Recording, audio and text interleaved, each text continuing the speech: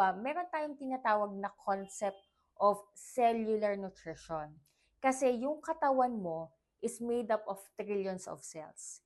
So, ang pag-nurse sa katawan at the cellular level, yan ang advantage natin with Herbalife program. Madaming sumisikat sa market, pero nawawala din sila. It's because focusing on your eating habits is the most important part of getting your solid results. Kasi pag na-develop mo yung tamang pagkain at na-focus ka na ang tuwing kakain ka, kailangan ina-nourish mo yung katawan mo, bonus na lang talaga na pumayat ka. Kasi hindi balance, kaya ka overweight, hindi balance yung kinakain mo. Kaya hindi balance ang nagiging itsura ng katawan mo. Pero kung aayusin mo ang kinakain mo, ang katawan mo babalik siya at aayos din. So make sure to take at least twice your shake daily.